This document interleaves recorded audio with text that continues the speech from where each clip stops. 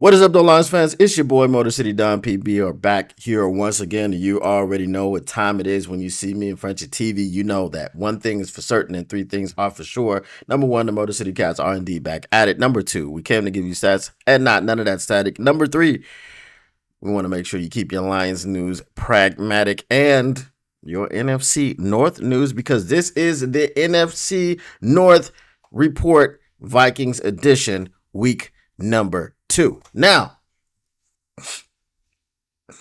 I would just want to first start this out by giving a shout out to JJ McCarthy.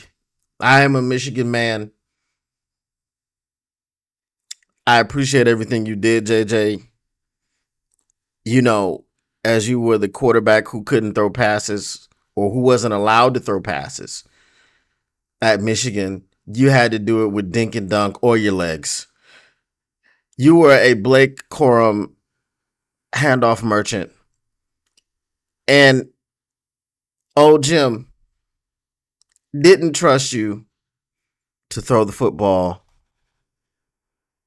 And I think that last night we saw why. Was it last night? We'll just go with what it last night. I mean, the days and the nights are blending together, if I'm being quite honest with you. But we saw exactly why old Jimmy boy didn't trust you to throw that football. Ladies and gentlemen, anybody want to tell me what happened to the JJ McCarthy who had all that moxie, who had all that grit, who had all that determination, who had all that will in week number 1? Oh, and he had arrived. I myself was guilty of believing in JJ McCarthy. I felt like JJ McCarthy has shown himself. It's always something. It's always something. I just need to take the phone and throw it across the room. I thought that JJ McCarthy had shown himself to be more than capable. I thought that surely he would ascend beyond one Caleb Williams. I thought surely he was on his way. Now, I mean, he is a quote-unquote rookie. I'm not going to poo-poo the man after 2 games in the NFL. You know who else looked trash? Trash! Michael Penix. Michael Penix throwing motion is that of Uncle Rico. I don't know what that. They need to fix that. They need to do something about that. They need to do something about it real quick, real fast. You know it's a problem when you are watching a quarterback throw a football and all you can do is focus on how he throws the football. I'll tell you what, when Jared Goff throws the football, I don't even pay attention to what his arms and hands and everything look like. Now, sometimes he does throw the ones that wobble and drop it like it's hot, but that's neither here nor there. Okay? Apparently, they fixed Josh Allen's throwing motion from when he was in college, and I didn't notice it because he's not. I don't know. I just never noticed it. Michael Penix, I noticed it. So y'all need to do something in the offseason because that ain't. You know what I'm saying? Brother. It was noticeable. It was so noticeable. So you know how sometimes you notice something so much it pisses you off? That's how it was with me. It was pissing me off that I was noticing his throwing motion so much. But anyway, that's neither here nor there. JJ McCarthy was under immense pressure for the entire game. They was heating him up left and right. He threw 2 interceptions. Should have been 3. Okay? Or was it 3? Should have been 4. The offense mustered 12 points. And that wasn't two touchdowns and 2 mixed extra points. No, it was 4 field goals. Okay? I'm sorry. 6 points. It was 6 points that they mustered. So that wasn't just 1 touchdown and a missed extra point. That was 2 field goals. The offense looked stagnant all night. They couldn't get anything going. JJ McCarthy, as I said, 6 sacks. Got sacked 6 times. The last time in which he got sacked, he got bent all over out of the pause, rolled up on, and now he's got a high ankle sprain. And they say he's going to be out 2 to 4 weeks. Now, I've never seen a high ankle sprain heal in 2 weeks. So it's either he's got a high ankle sprain or somebody's being a capologist, right? Somebody lying, somebody capping. Expecting that he will miss at least 3 weeks, but it could be 4 or more. To me, it means that he's getting a little bit of a benching. Because his performance on Monday Night Football or Sunday Night Football was terrible. The Vikings defense, I thought you could run on them. I think Bijan Robinson had about 168 yards, and Tyler Algier tacked on another 50 plus.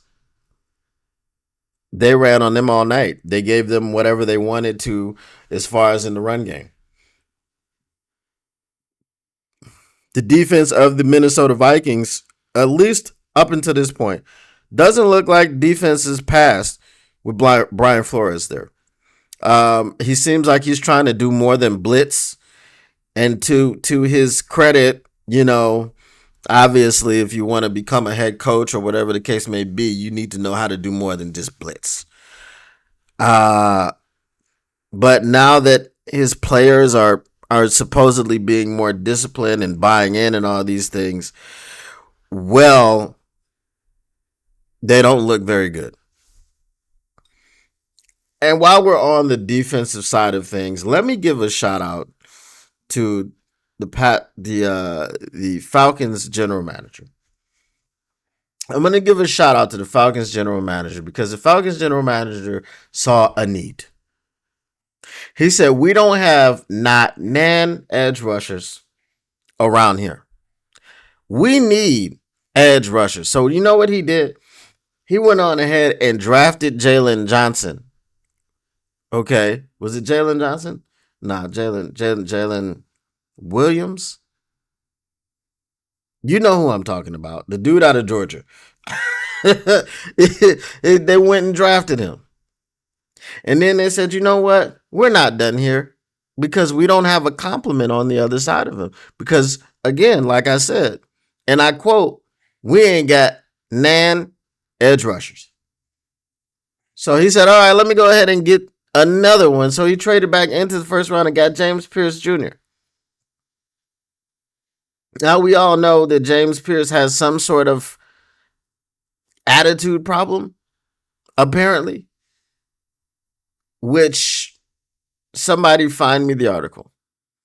Somebody find me the article where they finally detail what it was about this kid, this James Pierce that everyone hated so much and, called him a cancer and blah, blah, blah, blah. Like, find me the evidence, okay, that said that James Pierce is a horrible human being. I want documentation.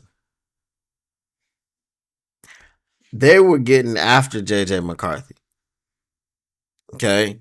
I know they combined for one sack early. Then there was another sack a little bit later for me. I just, for me, it was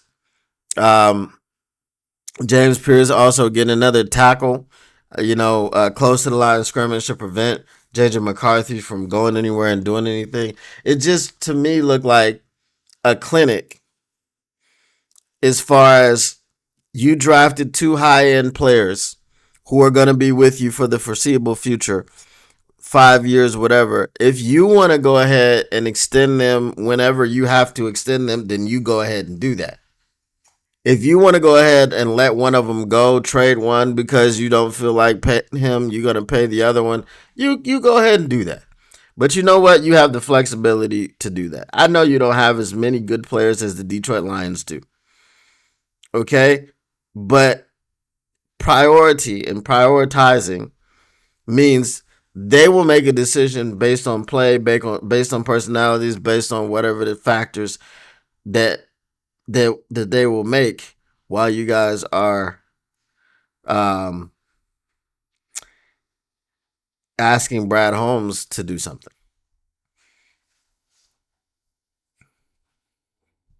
So back to the Minnesota Vikings. This is the NFC North report.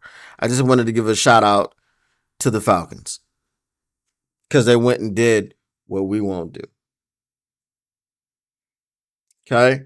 So hopefully,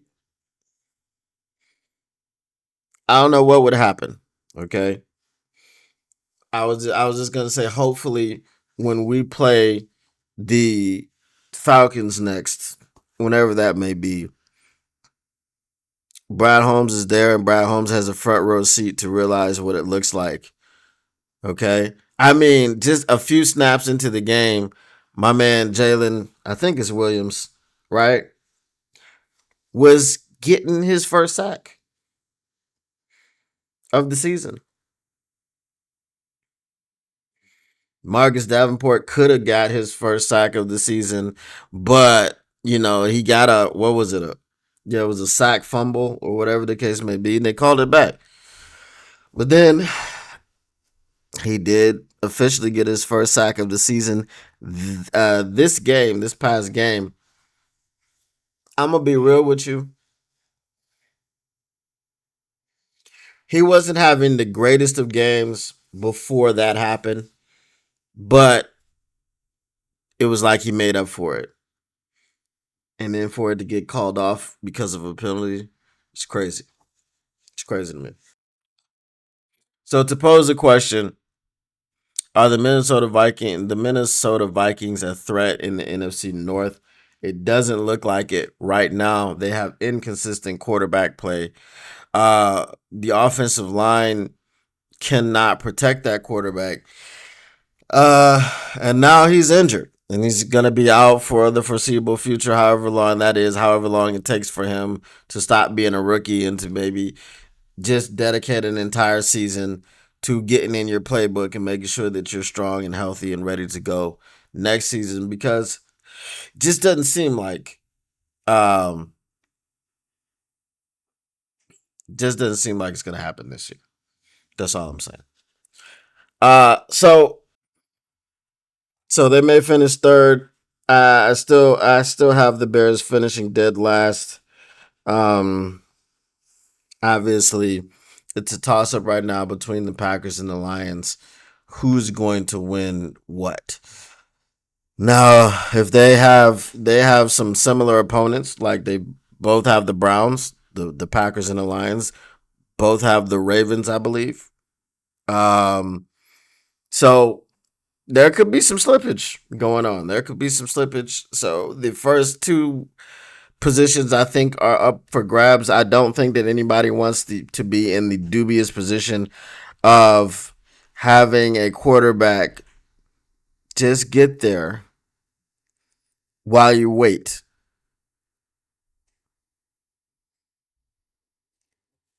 That's the question.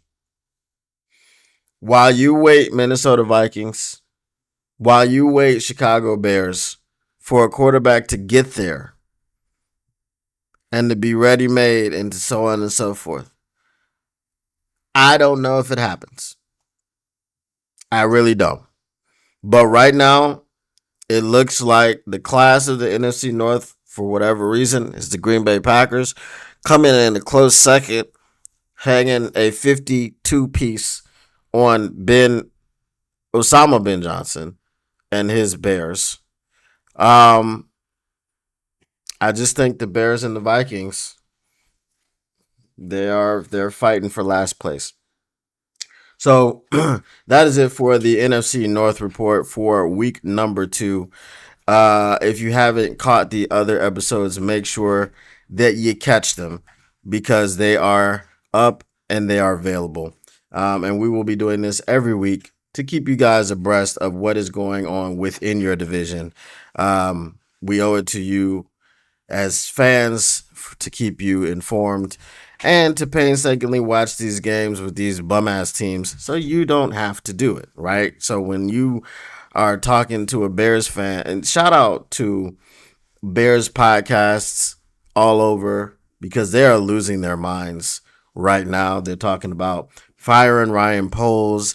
They're putting fingers at Osama bin Johnson. They're talking about, DJ Reed, not DJ Reed, DJ Moore getting cut. It's just a lot of vitriol and venom going on around Chicagoland. So if you guys, got some Bears friends, check on them. Check on your friends. Check on your Bear friends, right? Check on your Bear friends. Check on your Vikings friends. Check on them because they're going through it right now.